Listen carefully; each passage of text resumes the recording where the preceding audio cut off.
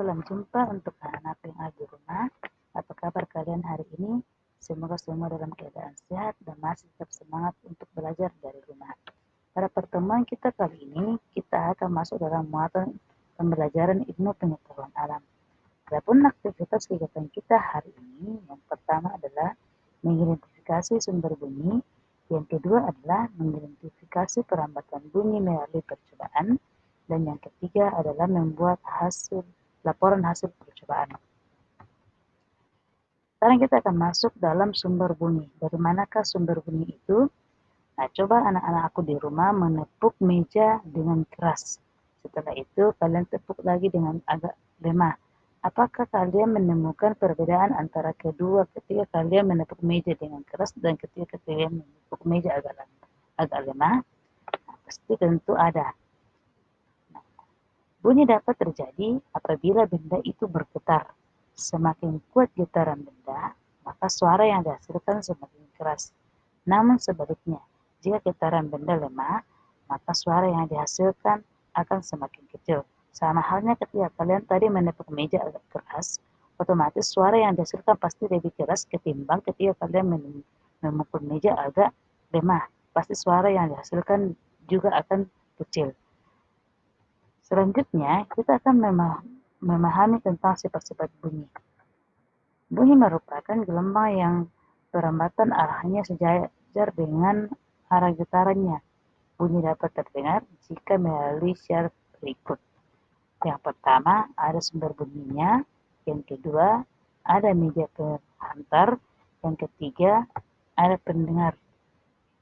Jika ketiga-tiganya ini ada, maka kita dapat mengidentifikasi sumber bunyi. Dari mana asal bunyi itu berasal. Yang berikutnya, kita akan belajar mengenai media perambatan bunyi. Di sini kita akan melakukan percobaan. Ada 3 percobaan yang akan kita uji hari ini.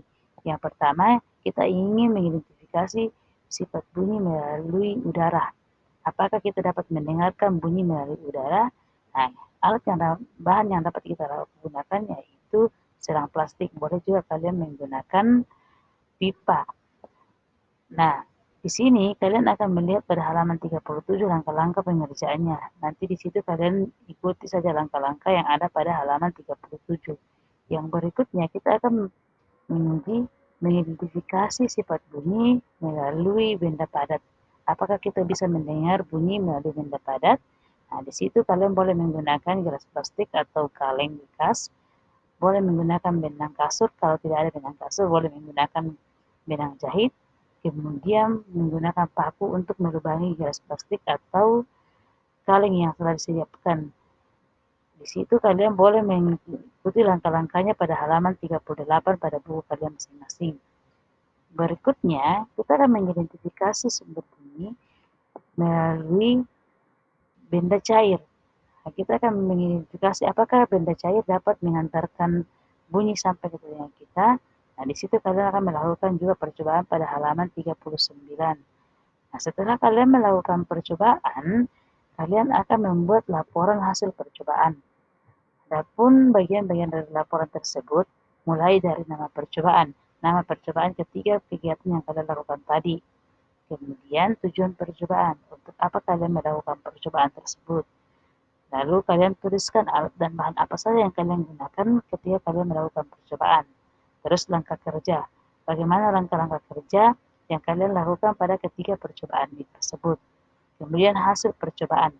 Nah, apa hasil yang kalian dapatkan dari percobaan yang kalian buat? Sesudah itu kalian buatkan kesimpulan. Kesimpulannya di sini kalian akan menyimpulkan tentang percobaan-percobaan yang kalian lakukan tadi. Mulai dari mengidentifikasi sifat bunyi dari benda gas, kemudian menggunakan benda padat, dan yang ketiga menggunakan benda cair. Nah, itu saja penjelasan dari Bu Guru pada hari ini. Semoga bermanfaat. Terima kasih atas perhatiannya. Sampai jumpa dan salam sehat.